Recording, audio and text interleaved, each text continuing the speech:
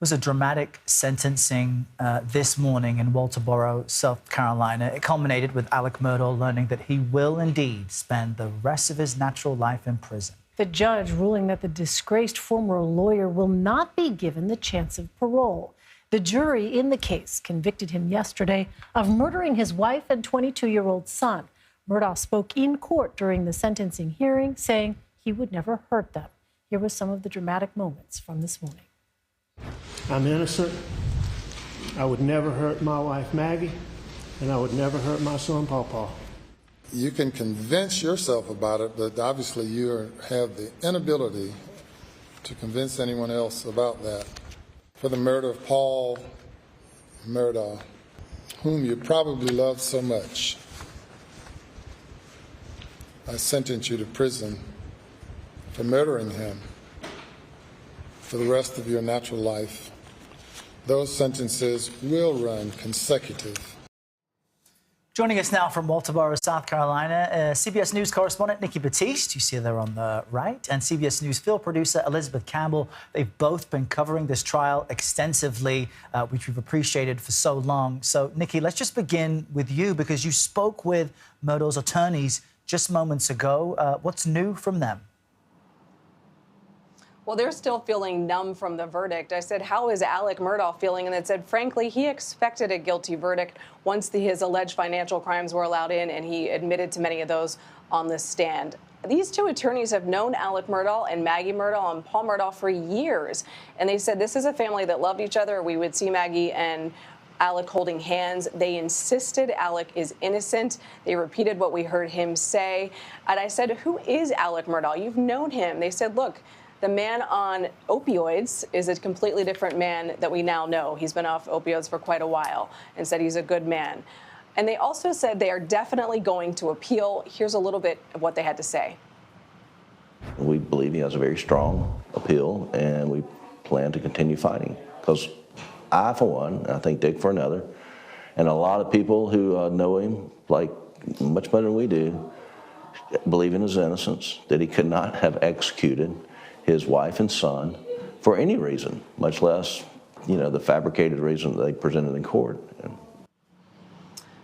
I just want to note, regardless of how that appeal turns out, Alec Murdaugh could face additional life sentences for all of the alleged financial crimes, many of which he admitted to during this trial when he testified.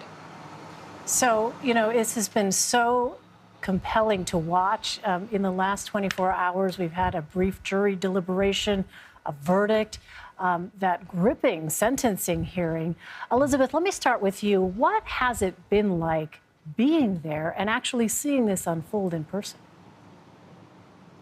It's been something that we'll definitely remember. I mean, we've been seeing people lining up here as early as 3:30 in the morning to get a spot in the courtroom. It's been surreal to be in that courtroom with them. I mean, even just today, as the jury was leaving after the sentencing, people were crowding around them, cheering them. It's felt almost like we've seen heroes and sports figures coming out. Every time the prosecution walks in, there's people cheering.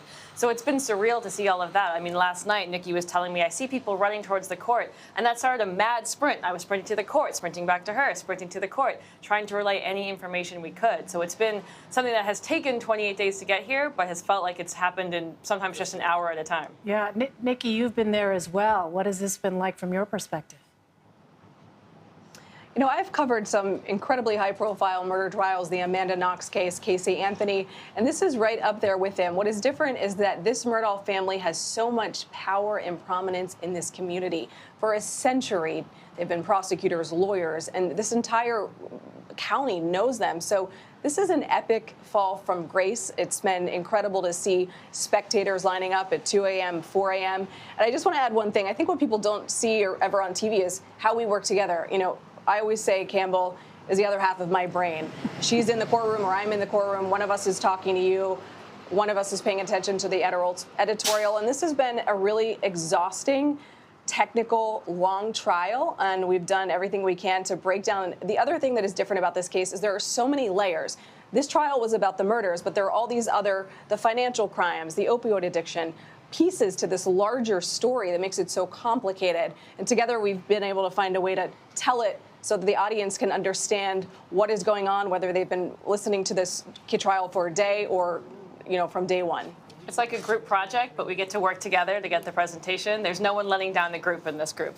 Right. I was actually going to say, because internally here at CBS News, we've been seeing Campbell's notes being shared with the facts and the color. That's Elizabeth, by the way. We should say. Elizabeth, as we call Campbell around here. And I think the both of you, having been athletes in college, it really kind of translates to the teamwork and the coordination needed. Just before we end, I'm wondering for each of you, what detail about this case or this coverage surprised you the most? I think I'm so surprised at how much the town has really embraced it. I mean, you've probably seen in my notes, Errol, there's the Turtle Talk section I like to include because we've been doing our media filing from the Wildlife Center here in Waterboro. This really is a small town, so I've been next to some pet turtles every time we have something to file. I think what surprised me the most, honestly, again, having covered so many criminal cases and so many trials, was how quickly the verdict came back with the jury. I mean, that you have to consider the fact they had to go through the law for 4 different charges, 2 counts of murder, 2 counts of weapons possessions, and a violent crime. I mean, it was shocking when people started running suddenly just a little under 3 hours since they began their deliberations. Yeah, well, it has been fascinating to watch. Elizabeth Campbell, Nikki Battiste, we thank you both for your intrepid coverage of this case. Thank you. Thank you. Thank you.